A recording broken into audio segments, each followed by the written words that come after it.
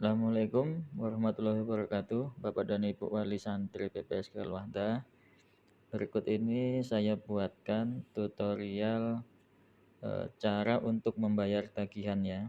Jadi kalau kita sudah ingin melakukan pembayaran, kemudian kita sudah masuk aplikasi, ya di aplikasi Sidik Wali Murid ini kita masuk ke menu keuangan seperti ini. Nah, kemudian kita lihat jenis tagihannya ada berapa. Nih, yang tampilan awal ini dia menampilkan jumlah tagihan. Misalnya di SPP ada misalnya, atau ini yang ada saat ini yang kelihatan ini ada tagihan lainnya. Nah, ini kita bisa ngecek satu persatu pada menu pembayaran sekolah di sini. Oke. Menu pembayaran sekolah, kemudian kita bisa lihat semua jenis pembayarannya ada di 3 menu ini. Ya, ada di SPP, DPP, lainnya. Jadi kalau kita ingin membayar semuanya jenis tagihan yang ada di sini, kita tinggal klik pada bagian bawah ini ada bayar tagihan. Kemudian kita bisa langsung bayar sekaligus beberapa tagihan dalam sekali transfer. Kita klik menu bayar banyak tagihan, kemudian kita centang seperti ini. Nah, setelah kita centang, kita lanjut dengan mengklik tombol lanjutkan pada bagian bawah. Lanjutkan ya, kemudian centang pada pembayarannya ya. Payment gateway ini adalah jenis pembayaran yang ketika kita sudah melakukan pembayaran maka tidak memerlukan konfirmasi lagi.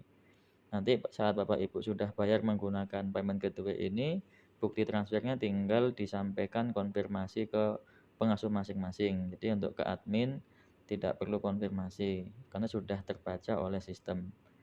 Oke. Kemudian klik lanjutkan. Nah, pada bagian ini kita diminta memilih mau bayar menggunakan jenis pembayaran apa. Kalau kita pakai uang tunai, silahkan bisa menggunakan pilihan ini ya. Ada bisa melalui Alfamart, Indomaret, tinggal pilih. Tapi kalau kita ingin melakukan pembayaran melalui transfer, ya kita bisa klik pilih virtual account. Nah, pada virtual account ini banyak pilihan. Jadi nanti Bapak dan Ibu misalnya punya banknya eh, ada di dalam sini, tinggal pilih. Misalnya banknya ada BSI atau BNI atau Briva. Nanti setelah dipilih, ya misalnya ini saya menggunakan eh, Bank BRI misalnya ya. Ini maka saya akan pilih Briva di sini. Nah, maka akan tampil jumlah tagihan yang muncul. Nah, di sini ada 94.000. Saya pada contoh ini melakukan 3 pembayaran, yaitu komite 3 bulan, 30.000 kali 3 90.000. Nah, di sini ada 4.000 adalah biaya transfer.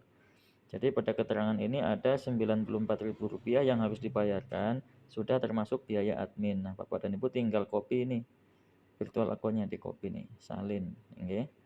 Nah, pada transaksi ini membutuhkan 2 jam waktu. Jadi ada waktu tenggang 2 jam. Misalnya kita proses sekarang, kemudian kita masih belum sempat transfer, sampai 1 jam ke depan masih bisa transfer. Tapi kalau sudah lewat dari batas waktu ini, sudah lewat dari 2 jam, maka tidak bisa melakukan transfer ya. Nah, setelah seperti ini, seperti apa langkah untuk membayarnya? Bapak dan Ibu tinggal geser ke atas. Nah, di bawah ini ada beberapa cara yang bisa digunakan. Misalnya Bapak dan Ibu ingin membayar melalui ATM BRI, bisa seperti ini. Tinggal dibaca panduannya, kemudian ikuti petunjuk yang ada di sini. Nah, silahkan. Kemudian bisa juga melalui ATM bank lain. Misalnya Bapak dan Ibu sudah pilihnya Briva, tapi ATM-nya punyanya BCA. Nah, ini cara yang dilakukan seperti ini, panduannya seperti ini. Kemudian kalau misalnya melalui kantor Bank BRI langsung datang ke kantornya, kita bisa ini petunjuknya nih, ambil nomor antrian, transaksi teller ini siap. Nah, ini ikuti petunjuk ini. Nah, kemudian internet banking. Nah, misalnya kita pakai internet banking bagi pembisnis ya, bisa menggunakan pembayaran menggunakan internet banking juga. Nanti tinggal diklik, ini panduannya ya. Ada panduan detailnya seperti ini. Kemudian kalau yang sudah simple mempunyai aplikasi Brimo, tinggal klik ini panduannya. Oke. Nah, ini panduannya. Atau misalnya ada dekat dengan apa namanya itu EDC atau mini lah ya, yang mini pembayaran itu seperti Brilink dan lain-lain, ini tinggal ini panduannya gitu. Jadi tinggal dicek sesuai dengan petunjuk ini, silahkan melakukan pembayaran. Nah, apabila sudah melakukan pembayaran, sudah berhasil terkirim pembayarannya, maka ini otomatis akan terkonfirmasi oleh sistem. Jadi tidak perlu laporan ke admin, nggak perlu, tapi silahkan bukti transfernya dikonfirmasi ke pengasuh masing-masing. Ya, supaya pengasuhnya nanti sebagai orang yang membantu untuk mengingatkan kita. Ya, mudah-mudahan nanti tidak kejadian yang namanya double penagihan. Bapak dan Ibu sudah transfer tapi karena tidak ada konfirmasi atau mungkin belum ada pemberitahuan ke pengasuh, yang biasanya Bapak dan Ibu selalu memberikan konfirmasi ke pengasuh. Nah, ini bisa bukti transfernya nanti diberikan ke pengasuh supaya pengasuhnya sudah nggak tanya-tanya lagi, nggak ada tagihan double. Oke. Nah, kami juga dari pihak admin melakukan update pembayaran terkait dengan ini.